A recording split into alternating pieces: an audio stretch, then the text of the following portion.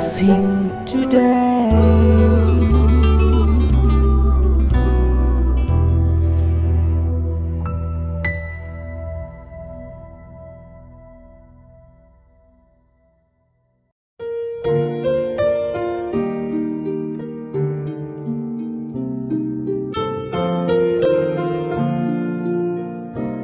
Welcome to blessing today. ഇന്നത്തെ ഈ എപ്പിസോഡിലേക്ക് എല്ലാവരെയും സ്വാഗതം ചെയ്യുന്നു. കർത്താവ് എല്ലാവരെയും ഒത്തിരി ഇന്നത്തെ എപ്പിസോഡിലൂടെ അനുഗ്രഹിക്കട്ടെ. ഇന്നത്തെ എപ്പിസോഡ് സ്പോൺസർ ചെയ്തവർക്കായി നമുക്ക് ഒരുമിച്ച് ചേർന്ന് പ്രാർത്ഥിക്കാം. നല്ല ദൈവമേ, ശാന്ത ലക്ഷ്മണനായി ഞങ്ങൾ പ്രാർത്ഥിക്കുന്നു. വളരെ സമാധാനത്തിൻ്റെയും സൗഖ്യത്തിൻ്റെയും ഒരു ജീവിതം കർത്താവ് നൽകണമേ. ഹസ്ബൻഡ് ലക്ഷ്മണനെ അങ്ങയുടെ നാമത്തിൽ അനുഗ്രഹിക്കുന്നു. തൻ്റെ ഐ പ്രോബ്ലം യേശുവിൻ്റെ നാമത്തിൽ സൗഖ്യമാകട്ടെ.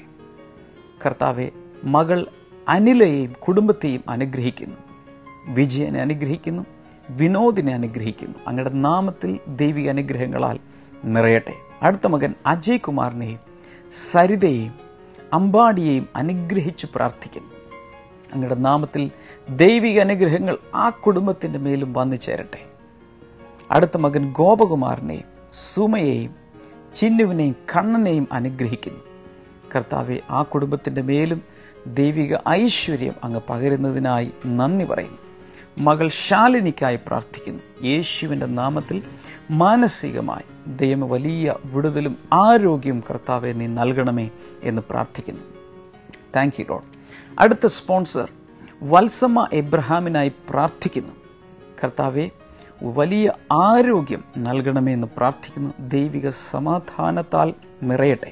മകൻ ബിനോയ് എബ്രഹാമിനെ അനുഗ്രഹിക്കുന്നു. വൈഫ് അനീഷയെ അനുഗ്രഹിച്ച് പ്രാർത്ഥിക്കുന്നു. കർത്താവെ, പുതിയൊരു ജോലി നൽകി അനുഗ്രഹിക്കണമേ. മകൾ സാറയെ അനുഗ്രഹിച്ച് പ്രാർത്ഥിക്കുന്നു. കർത്താവെ, അടുത്തൊരു മകൾ ബിൻസി എബ്രഹാമിനായും ഹസ്ബൻഡ് സോജനായും പ്രാർത്ഥിക്കുന്നു. അവരുടെ മകൾ ജനയെ അനുഗ്രഹിക്കുന്നു. മകൻ ജോയലിനെ അനുഗ്രഹിക്കുന്നു. Thank you Lord. ഇന്ന് സ്പോൺസർ ചെയ്ത ഈ രണ്ട് കുടുംബങ്ങളെയും അങ്ങയുടെ നാമത്തിൽ ഞങ്ങളെല്ലാവരും ചേർന്ന് അനുഗ്രഹിച്ചിരിക്കുന്നു. യേശുവിൻ്റെ നാമത്തിൽ തന്നെ ആമേൻ, ആമേൻ. ഇന്നത്തെ എപ്പിസോഡ് സ്പോൺസർ ചെയ്ത രണ്ട് കുടുംബങ്ങളെയും കർത്താവ് ധാരാളമായി അനുഗ്രഹിക്കട്ടെ.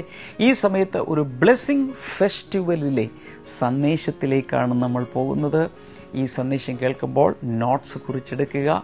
ഒത്തിരി പ്രാർത്ഥനയോടുകൂടെ വചനത്തെ സ്വീകരിക്കുക. ഇതിനുശേഷം നിങ്ങൾ മിറക്കിൾസ് ടുഡേ കാണും. അതിനുശേഷം ഞാൻ നിങ്ങൾക്കായി പ്രാർത്ഥിക്കും.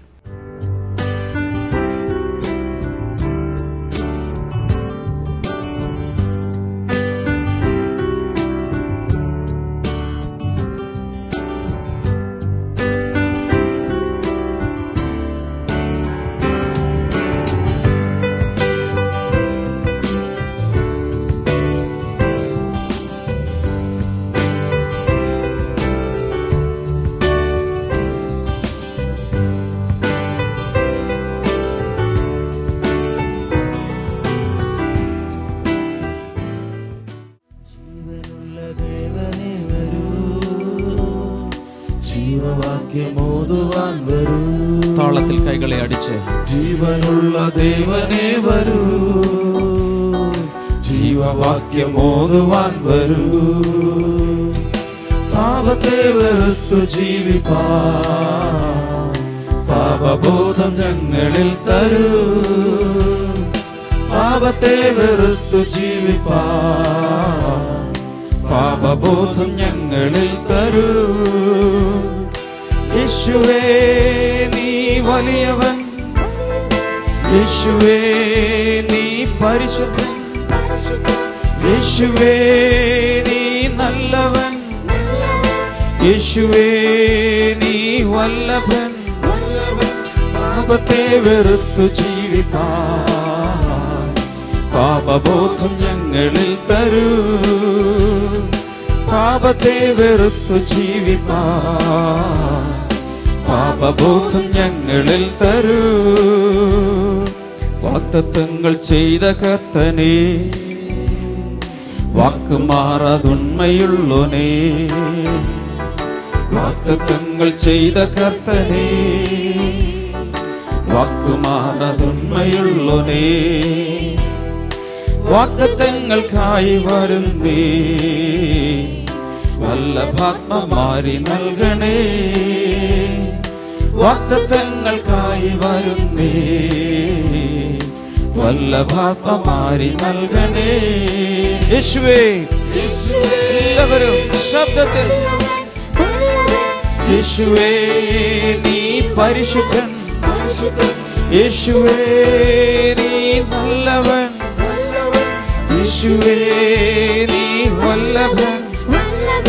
പാപത്തെ വെറുത്തു ജീവിപ്പാൻ കൈകളടിച്ച് സന്തോഷത്തോടെ പാപത്തെ വെറുത്തു ജീവിപ്പാൻ പാപബോധം ഞങ്ങൾ തരൂ.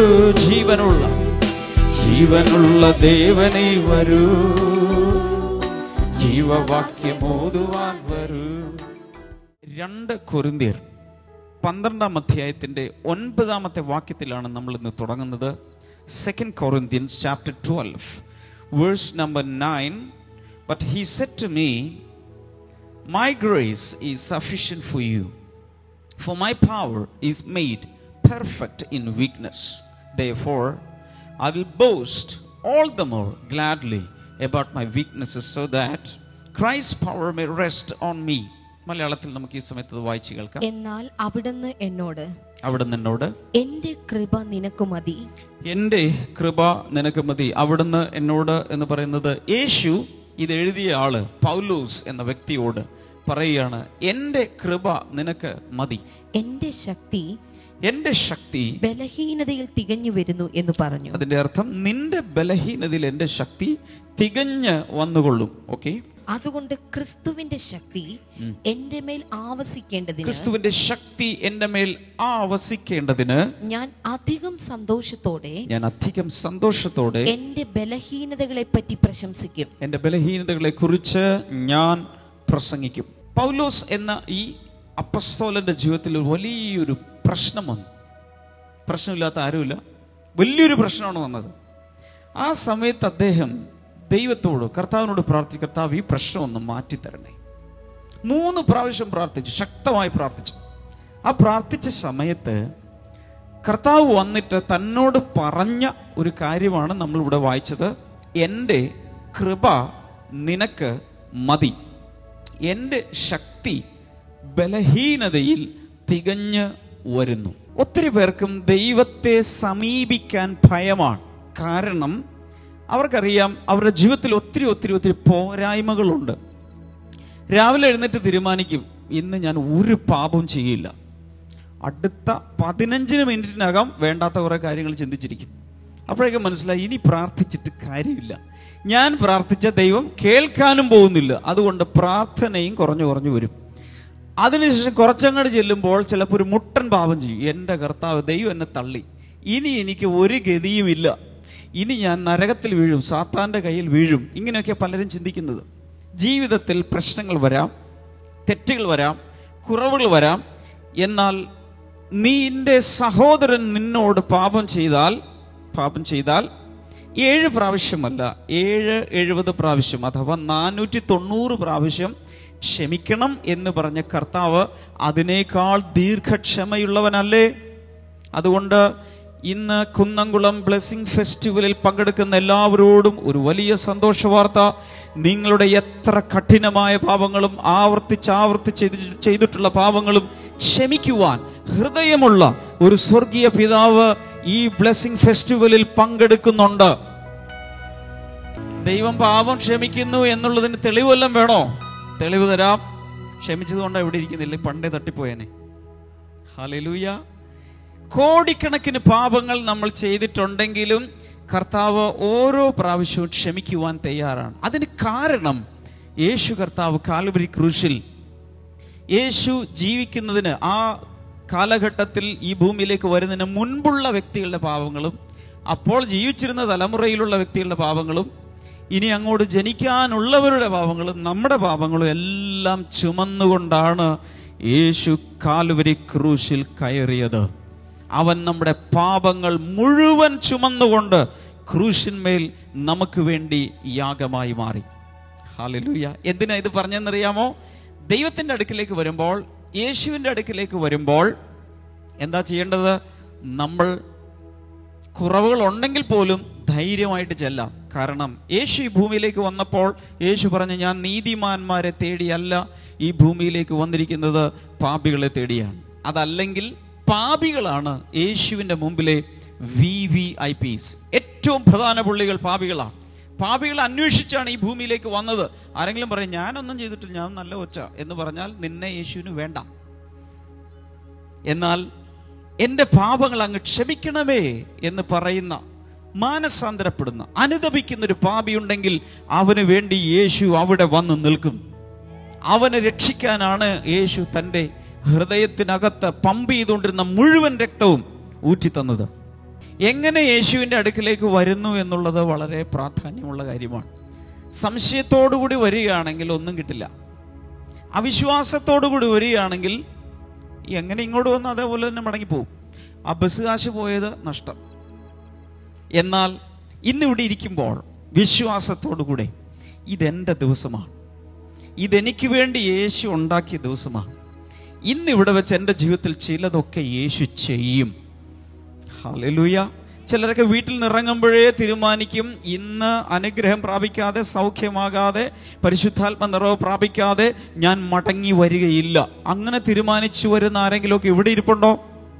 തീർച്ചയായും ബൈബിൾ പറയുന്ന ദൈവത്തിൽ പ്രത്യാശയുള്ളവരെ നിങ്ങളുടെ ഹൃദയം ഉറച്ചിരിക്കട്ടെ. കാരണം നിരാശപ്പെടേണ്ടി വരികയില്ല. ആ വിശ്വാസം ഉള്ളവരെയാണ് ദൈവം കാക്കുന്നത്. ദൈവത്തിൻ്റെ അടുക്കിലേക്ക് വരുമ്പോൾ 2 തരത്തിലുള്ള വിശ്വാസം ആവശ്യമാണ്. ഒന്ന്, ദൈവത്തിലുള്ള വിശ്വാസം. അതെല്ലാവർക്കും അറിയാം. എല്ലാവർക്കും ദൈവത്തിൽ വിശ്വാസമുണ്ട്, എല്ലാവർക്കും അതറിയാം. കാരണം എബ്രായ ലേഖനം 11:6 പറയുന്നു, വിശ്വാസം കൂടാതെ ദൈവത്തെ പ്രസാദിപ്പിക്കുവാൻ ആർക്കും സാധ്യമല്ല. ദൈവത്തിൻ്റെ അടുക്കിലേക്ക് വരുന്നവൻ ദൈവമുണ്ടെന്നും തന്നെ അന്വേഷിക്കുന്നവർക്ക് അവൻ പ്രതിഫലം നൽകുന്നുവെന്നും അറിയേണ്ടതല്ലേ? അപ്പോൾ എല്ലാവരും ദൈവത്തിൻ്റെ അടുക്കിലേക്ക് വരുന്നവർ വിശ്വസിച്ചുകൊണ്ട് വരണം. പലർക്കും ദൈവത്തിലുള്ള വിശ്വാസം ഉണ്ട്, എന്നാൽ രണ്ടാമതൊരു വിശ്വാസം ആവശ്യമാണ്. അത് പലർക്കും അറിഞ്ഞുകൂടാ. അതാണ് പറയാൻ പോകുന്നത്. നിങ്ങളിൽ തന്നെ നിങ്ങൾക്ക് വിശ്വാസം വേണം. അയ്യോ, അങ്ങനെയുണ്ടോ? നമുക്ക് നമ്മളിൽ വിശ്വാസം ഉണ്ടാകേണ്ട ആവശ്യമുണ്ടോ? ഞാൻ എന്നെ തന്നെ വിശ്വസിച്ച് ഒത്തിരി പ്രാവശ്യം പരാജയപ്പെട്ടതാണ്. അല്ലേ അല്ല, അതിനെക്കുറിച്ചല്ല ഞാൻ പറയുന്നത്. നമ്മളൊക്കെ കുറവുകളുള്ളവരാണ്, ബലഹീനതകളുള്ളവരാണ്. എന്നാൽ യേശുവിൻ്റെ കൃപ എന്നിൽ വന്ന് നിറയുന്നത് കൊണ്ട് ആ കുറവുകൾ പരിഹരിക്കപ്പെട്ടിരിക്കും. Praise God. ദൈവത്തിൽ എല്ലാവർക്കും വിശ്വാസം വേണം, അവരവരിലും വിശ്വാസം വേണം. എന്താണ് രണ്ടാമത്തേത്? അവരവരിലുള്ള വിശ്വാസം എന്ന് പറഞ്ഞാൽ എന്താണ്? ഉത്തരം പറയാം. നിങ്ങളിൽ പലരും കുടുംബസ്ഥരാണ്, വിവാഹം കഴിച്ച് ജീവിക്കുന്നവരാ. ശരിയാണോ? മക്കളൊക്കെ കാണും. കുടുംബനാഥന്മാരും കുടുംബനാഥമാരുമാണ്. എന്നാൽ കുടുംബജീവിതത്തിൽ വരുന്ന വലിയ പ്രശ്നങ്ങൾ വരുമ്പോൾ പലരും പതറാറുണ്ട്, ആത്മഹത്യയെക്കുറിച്ച് ചിന്തിക്കാറുണ്ട്, ഒളിച്ചോടാൻ തീരുമാനിക്കാറുണ്ട്, സ്വന്തം വീട്ടിലേക്ക് പോയാലോ എന്ന് ചിന്തിക്കാറുണ്ട്. പല രീതിയിലും പ്രയാസങ്ങൾ വരുമ്പോൾ വഴിമുട്ടി നിൽക്കുന്ന ഒത്തിരി പേരുണ്ട്. പക്ഷെ ഒരു കാര്യം അറിയാമോ? നിന്നെ ദൈവം ആ കുടുംബത്തിലാക്കിയപ്പോൾ ആ കുടുംബജീവിതം നയിക്കാൻ ആവശ്യമായ കൃപ, കഴിവ് നിന്റെ അകത്ത് തന്നെ കർത്താവ് നിക്ഷിപ്തമാക്കിയിട്ടുണ്ട്. ഇതൊത്തിരി പേർക്ക് അറിഞ്ഞുകൂടാ. അറിയാതെ അവർ പറയൂ, എന്നെ കൊണ്ട് വയ്യ, എനിക്ക് ഈ 3 കുഞ്ഞുങ്ങളെയും വളർത്തി, അല്ല ഈ ഭർത്താവിനെയും വളർത്തി കൊണ്ടുപോകാൻ സാധ്യമല്ല എന്ന് പറയുന്ന ഒത്തിരി പേരുണ്ട്. എനിക്കിത് പറ്റുന്നില്ല. പക്ഷെ തെറ്റ്. ദൈവം നിന്റെ അകത്ത് ആ കഴിവ്, അതിനുള്ള ശക്തി, അതിനുള്ള കൃപ, അതിനുള്ള നൈപുണ്യം തന്നിട്ടാണ് ആ കുടുംബത്തിൽ ദൈവം നിന്നെ ആക്കി വെച്ചത്. അതുകൊണ്ട് പലർക്കും അവരവരിൽ തന്നെ വിശ്വാസമില്ല. അഥവാ ഏതെങ്കിലും ഒരു കഴിവിൽ നിനക്ക് കുറവുണ്ടെങ്കിൽ യേശു എന്താ പറഞ്ഞത്? എൻ്റെ കൃപ നിനക്ക് മതി, നിന്റെ ബലഹീനതയിൽ എൻ്റെ ശക്തി ഞാൻ തികച്ചുകൊള്ളാം. നമ്മളെ മറ്റുള്ളവർ പഠിപ്പിച്ചിട്ടുണ്ട്, ദൈവത്തെ ബഹുമാനിക്കണം, മാതാപിതാക്കന്മാരെ ബഹുമാനിക്കണം, മൂത്തവരെ ബഹുമാനിക്കണം, അധ്യാപകരെ ബഹുമാനിക്കണം. പക്ഷേ നമ്മളെ പഠിപ്പിച്ചിട്ടില്ലാത്തൊരു കാര്യമാണ് അവരവരെ തന്നെ ഒന്ന് ബഹുമാനിക്കണം. അയ്യോ, അത് തെറ്റല്ലേ? നമ്മളെ തന്നെ ബഹുമാനിക്കണോ? അതിനെക്കുറിച്ചല്ല പറഞ്ഞത്, അഹങ്കാരത്തെക്കുറിച്ചല്ല പറഞ്ഞത്. മറിച്ച് ദൈവം നിനക്ക് തന്നിട്ടുള്ള കഴിവുകൾ, ദൈവം നിനക്ക് തന്നിട്ടുള്ള വ്യക്തിത്വം, ദൈവത്തിന്റെ ഛായയിൽ ദൈവം നിന്നെ സൃഷ്ടിച്ചത് കൊണ്ട്, നീ ദൈവത്തെ പ്രതിനിധീകരിക്കുന്നത് കൊണ്ട് നിന്നെ തന്നെ ബഹുമാനിക്കാൻ പഠിക്കണം. ഒരു ഉദാഹരണം പറയാം. കർത്താവ് പറഞ്ഞൊരു കൽപ്പനയാണ്. പഴയ നിയമത്തിലുള്ള ന്യായപ്രമാണവും പ്രവാചകന്മാരും പഠിപ്പിച്ചതെല്ലാം കൂടെ ഒരു വലിയ കലത്തിലിട്ട് തിളപ്പിക്കുകയാണ്. നമ്മൾ തിളപ്പിച്ച് അവസാനം നമുക്കതിൻ്റെ സത്ത് കിട്ടി. എസൻസ് കണ്ടിട്ടുണ്ടോ? എസൻസ്, സത്ത് കിട്ടി. ആ സത്ത് എടുത്ത് നോക്കിയപ്പോൾ അതിൽ പറയുകയാണ്, നിന്റെ ദൈവമായ കർത്താവിനെ പൂർണ്ണ ഹൃദയത്തോടും പൂർണ്ണ ശക്തിയോടും പൂർണ്ണ മനസ്സോടും കൂടെ പൂർണ്ണ ആത്മാവോടും കൂടെ നീ സ്നേഹിക്കണം. അത് കഴിഞ്ഞിട്ട് എന്താ പറഞ്ഞത്? നീ നിന്നെ സ്നേഹിക്കുന്നത് പോലെ നിന്റെ അയൽക്കാരനെയും സ്നേഹിക്കണം. അപ്പൊ ആരെ ആദ്യം സ്നേഹിക്കേണ്ടത്? അവരവരെ സ്നേഹിക്കണം. അവരവരെ സ്നേഹിക്കുക എന്ന് പറഞ്ഞാൽ സ്വാർത്ഥ സ്നേഹമല്ല. അവരവരെ സ്നേഹിച്ചെങ്കിൽ മാത്രമേ നിന്റെ ജീവിതം നശിച്ചു പോകാതെ നീ സൂക്ഷിക്കുകയുള്ളൂ. സ്വയം സ്നേഹിക്കാത്ത, അവരവരെ സ്നേഹിക്കാത്ത വ്യക്തികൾ മദ്യപിക്കും. കാരണം എന്താ? അവനവനോട് ഇഷ്ടമല്ല, എങ്ങനെയെങ്കിലും നശിക്കട്ടെ. മദ്യം കഴിച്ചാൽ അത് വിഷമാണെന്നൊക്കെ എല്ലാവർക്കും അറിയാം. പുകവലിക്കുന്ന ആളുകൾ, ആ സിഗരറ്റിലും അതിന്റെ പാക്കറ്റിൽ എഴുതിയിട്ടുണ്ട്, cigarette smoking is injurious to health. ശരിയാണോ? ഇത് വലിച്ചാൽ ക്യാൻസർ ഫ്രീ ആണെന്ന് പലർക്കും അറിയാം. പക്ഷേ എന്താ ചെയ്യുന്നത്? എന്നാലും വലിക്കും. കാരണം എന്താ? അവരവരോട് സ്നേഹമില്ല. അവരവരോട് സ്നേഹമില്ലാത്തത് കൊണ്ടാണ് സ്വന്തം ശരീരത്തെ സൂക്ഷിക്കാത്തത്. വിഷമകത്തേക്ക് കടത്തിവിടുന്ന സ്വയം സ്നേഹിക്കാത്തത് കൊണ്ടാണ്. അതിന്റെ അർത്ഥം, ദൈവം എന്നെ സൃഷ്ടിച്ചത് കൊണ്ട്, തൻ്റെ ഛായയിൽ സൃഷ്ടിച്ചത് കൊണ്ട് ഞാൻ എന്നെ തന്നെ ബഹുമാനിക്കണം, ഞാൻ എന്നെ തന്നെ കരുതണം, എൻ്റെ ശരീരത്തെ സൂക്ഷിക്കണം, പാപങ്ങളിലേക്ക് ഞാൻ പോകരുത്. ഇതെല്ലാം ദൈവത്തിന്റെ വചനത്തിൽ ഉള്ളടക്കം ചെയ്തിട്ടുണ്ട്. ഇവിടെ ഇരിക്കുന്ന ബഹുഭൂരിപക്ഷ ആളുകളും ഉള്ളിന്റെ ഉള്ളിൽ ചില കാര്യങ്ങളിലൊക്കെ അവരവരെ വെറുക്കുന്നവരാണ്. സ്വയം വെറുക്കുന്ന ആ രീതി, സെൽഫ് ഹേറ്റ്രഡ്, ഉള്ളിൽ നിന്നും മാറിയെങ്കിൽ മാത്രമേ ശരിയായ വ്യക്തിത്വത്തിൽ ജീവിക്കുവാൻ നമുക്കെല്ലാവർക്കും സാധിക്കും. സ്വയം വെറുക്കുന്നവർ അതിൻ്റെ കഠിനതകളിലേക്ക് പോകുമ്പോൾ അവർ ആത്മഹത്യ ചെയ്യും. അതുകൊണ്ട് സ്വയം വെറുക്കരുത്. ഒന്ന്, ദൈവത്തെ സ്നേഹിക്കണം. രണ്ടാമതായി അവരവരെ സ്നേഹിക്കണം.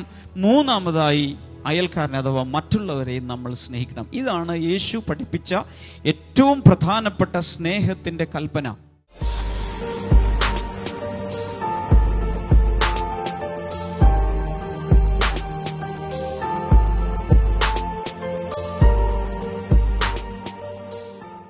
എൻ്റെ ഈ സഹോദരൻ്റെ പേര് AC ലൂയിസ് എന്നാണ്. ഈ സഹോദരൻ്റെ സ്വദേശം ശരിക്കും തൃശ്ശൂരാണ്. ഇപ്പോൾ താൻ താമസിക്കുന്ന മകൻ്റെ കൂടെ കോയമ്പത്തൂരാണ്. അവിടെ ഒരു ട്രീറ്റ്മെൻറ്റിലായിരുന്നു ബ്രദറിൻ്റെ അസുഖം എന്ന് പറഞ്ഞാൽ വയറ്റിൽ വല്ലാത്ത വേദനയും, തനിക്ക് എപ്പോഴും ടോയ്ലറ്റിൽ പോകണമെന്ന് തോന്നിക്കൊണ്ടിരിക്കും എപ്പോഴും. അപ്പോൾ ഡോക്ടറെ അടുത്ത് ചെന്ന് ചെക്ക് ചെയ്യിച്ചപ്പോൾ പറഞ്ഞു വയറ്റിനകത്തൊരു വിഷാംശമുണ്ട്, അതുകൊണ്ടാണ് ഇങ്ങനെയൊക്കെ സംഭവിക്കുന്നത് പറഞ്ഞു. അങ്ങനെ ഒരു ഹോമിയോ ഡോക്ടറെ അടുത്താണ് താൻ ഇപ്പോൾ ചികിത്സിച്ചുകൊണ്ടിരിക്കുന്നത്. പക്ഷേ എന്നാൽ ബ്ലെസ്സിംഗ് ടുഡേ 25/5/2012 ബ്ലെസ്സിംഗ് ടുഡേ കണ്ടുകൊണ്ടിരുന്നപ്പോൾ ബ്രദർ ഡാമിൻ ഇങ്ങനെ വിളിച്ചു പറഞ്ഞു, വയറ്റിൽ വേദനയുള്ള ഒരു സഹോദരനെ കർത്താവ് സൗഖ്യമാക്കുന്നു എന്ന് പറഞ്ഞു. വിഷാംശം അകത്ത് ചെന്ന വ്യക്തികളെ കർത്താവ് ഇപ്പോൾ വിടുവിക്കുന്നു. യേശുവിൻ്റെ നാമത്തിൽ വിടുതൽ ഉണ്ടാകട്ടെ. അങ്ങനെ ബ്രദർ വയറ്റിൽ കൈവച്ച് പ്രാർത്ഥിച്ചു. അപ്പോൾ തന്നെ തനിക്ക് പിന്നെ വേദന ഇതുവരെ വന്നിട്ടില്ല. ഇപ്പോ അങ്ങനെ വേദനയില്ല, കൂടെ പോണം എന്നുള്ള തോന്നലില്ല. പൂർണ്ണമായിട്ടും അത് സൗഖ്യമായിരിക്കുന്നത്. എന്താ ഡോക്ടേഴ്സ് പറഞ്ഞത്? വൃക്ക സംബന്ധമായിട്ടുള്ള അസുഖം തുടങ്ങിയിട്ട് ഒരു 5-6 മാസമായി. അപ്പൊ ഞാൻ ഇപ്പോഴും വൃക്ക സംബന്ധമായിട്ടുള്ള അസുഖം ഇപ്പോഴും ഉണ്ട്. അതിന് ഡയാലിസിസ് ചെയ്യാൻ വേണ്ടിട്ട് ഓപ്പറേഷൻ കഴിഞ്ഞിരിക്കപ്പോ. അപ്പൊ ഇത് തുടക്കത്തിൽ തന്നെ നമുക്ക് ഈ ഛർദി വയറുവേദന കണ്ടത്. വയറുവേദനയായിട്ട് ഒരു സാധനം കഴിക്കാൻ പറ്റില്ല, കഴിച്ചപ്പോ ലാറ്ററിന് പോകണം. അങ്ങനെയായിട്ട് കുറച്ച് നാളായിട്ട് അപ്പോൾ ഞാൻ ഈ വയറുവേദന ഈ വൃക്കയുടെ അസുഖത്തിൽ ചികിത്സിച്ചുകൊണ്ടിരിക്കുമ്പോൾ തന്നെ എന്നെ അതിന് മുമ്പ് ചികിത്സിച്ച് തരുന്ന ഡോക്ടറെ അടുത്ത് ചെന്നിട്ട് ഹോമിയോപ്പതി ഡോക്ടറാണ്, ആൾ ബ്രദർ കൂടിയാണ്. അപ്പോൾ ആൾ പ്രാർത്ഥിച്ചിട്ട് പറഞ്ഞു മകൻ്റെ വയറ്റിൽ വിഷാംശമുണ്ട്, അത് പോകണമെന്ന് പറഞ്ഞു. അങ്ങനെ ബ്ലെസ്സിംഗ് ടുഡേ കണ്ടുകൊണ്ടിരിക്കുന്ന സമയത്ത് 5-ാം മാസത്തിൽ 25-ാം തീയതി പറഞ്ഞു വയറ്റിൽ വിഷാംശമുള്ള ഒരു സഹോദരനെ കർത്താവ് സുഖപ്പെടുത്തുന്നുണ്ടെന്ന് പറഞ്ഞു. ആ നിമിഷത്തിന് ശേഷം എനിക്ക് വയറുവേദന ഉണ്ടായിട്ടില്ല. ഇതേവരെ എല്ലാ ഭക്ഷണം കഴിക്കാം, ഒരു കുഴപ്പമില്ല. കർത്താവിന്റെ നാമത്തിൽ ഈ മകനെ ഞങ്ങളിപ്പോൾ അനുഗ്രഹിച്ചു പ്രാർത്ഥിക്കുന്നു. എല്ലാ നന്മകളാലും അങ്ങ് നിറച്ചതിനായി നന്ദി പറയുന്നു, യേശുവിൻ നാമത്തിൽ തന്നെ. ആമേൻ, ആമേൻ. കൈകൾ രണ്ടും തട്ടി കർത്താവിനെ ഒന്ന് സ്തുതിക്കാമോ?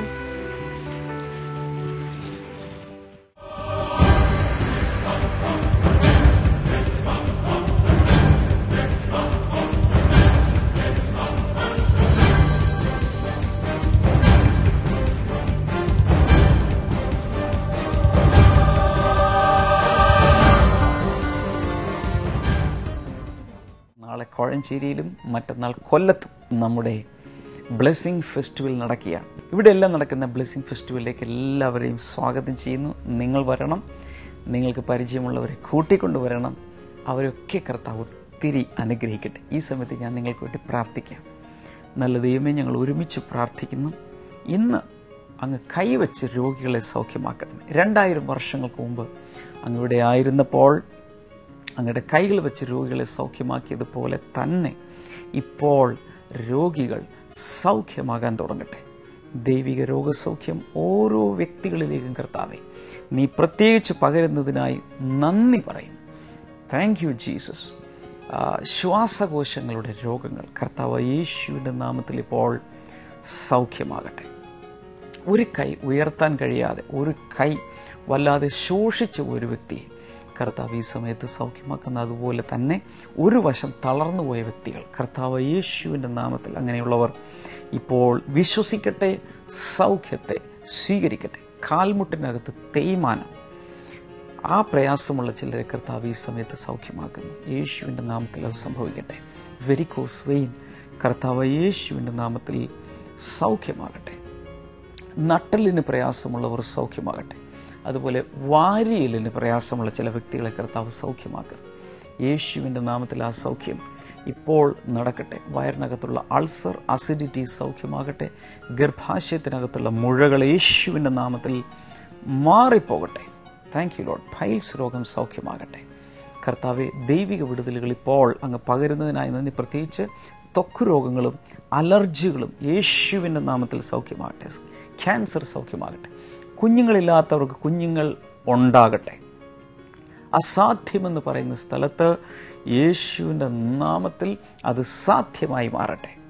Thank you Lord. കർത്താവെ, അങ്ങയുടെ കുഞ്ഞുങ്ങളുടെ പ്രാർത്ഥന കേട്ട് കണ്ണുനീർ തുടച്ച് അങ്ങ് അനുഗ്രഹം ചൊരിഞ്ഞതിനായി നന്ദി പറയും, യേശുവിൻ്റെ നാമത്തിൽ തന്നെ.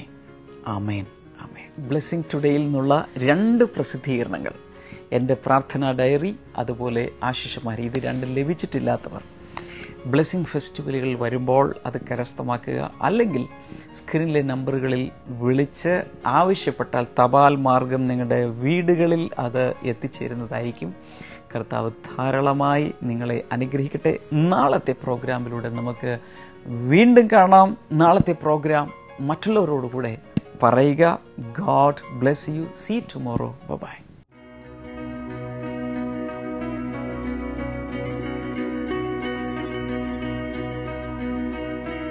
Do not forget what you were. നിങ്ങൾ എന്തായിരുന്നു, ഞാൻ ആരായിരുന്നു, ഇത് നമ്മൾ മറക്കരുത്. വർഷങ്ങൾക്ക് മുൻപ് നമ്മുടെ അവസ്ഥ എന്തായിരുന്നു? പുരോഗതി നൽകുന്ന ദൈവം നമ്മളെ വീണ്ടും പുരോഗതിയിലേക്ക്, ഇതിനേക്കാൾ വലിയ വളർച്ചയിലേക്ക്, ഉയർച്ചയിലേക്കൊക്കെ നമ്മെ ഓരോരുത്തരെയും ദൈവം കൊണ്ടുപോകും. എന്നാൽ അങ്ങനെ കൊണ്ടുപോകുമ്പോൾ നമ്മുടെ പിൽക്കാലം, നമ്മുടെ മുൻപുള്ള കാലഘട്ടം, നമ്മുടെ തുടക്കം, ഇതൊക്കെ നമ്മൾ ഒരിക്കലും മറക്കാൻ പാടില്ല.